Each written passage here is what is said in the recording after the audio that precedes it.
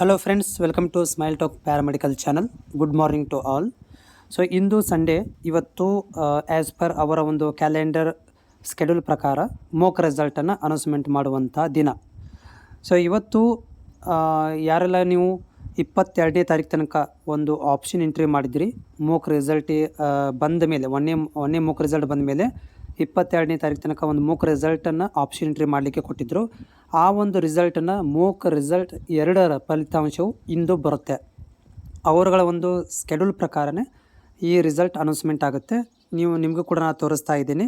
So ಅವರು ಹೇಳಿದ ಹಾಗೆ ಇಂದು 25 ಇವತ್ತು ರಿಸಲ್ಟ್ ಅನೌನ್ಸ್ಮೆಂಟ್ ಮಾಡ್ತೀವಿ ಅಂತ ಹೇಳಿದ್ದಾರೆ.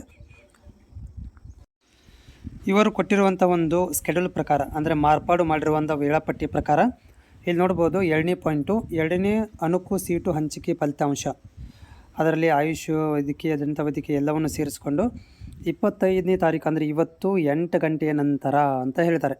ಸೊ ಇವತ್ತು 8 ಗಂಟೆಯ ನಂತರ ಅಂತಂದರೆ ಇವತ್ತು 8 ಗಂಟೆ ನಂತರನೂ ಬರ್ಬೋದು, ಅಥವಾ ಅದು ನಾಳೆಗೂ ಬರ್ಬೋದು. ಯಾಕಂತಂದರೆ ಲಾಸ್ಟ್ ಟೈಮ್ ಏನು ಮಾಡಿದ್ರು ಅವರು 2 ಗಂಟೆಯ ನಂತರ ಅಂಥೇಳಿ ಒಂದಿನ ಲೇಟ್ ಮಾಡಿ ರಿಲೀಸ್ ಮಾಡಿದರು.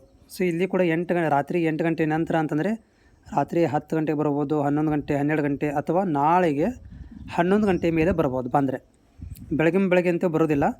ಬಂದರೆ ನಾಳೆಗೆ 11 ಗಂಟೆ ನಂತರ, ಅಥವಾ ಬಂದರೆ ಇವತ್ತು ರಾತ್ರಿ 8 ಗಂಟೆ ನಂತರನೇ ಬರುತ್ತೆ ರಿಸಲ್ಟ್.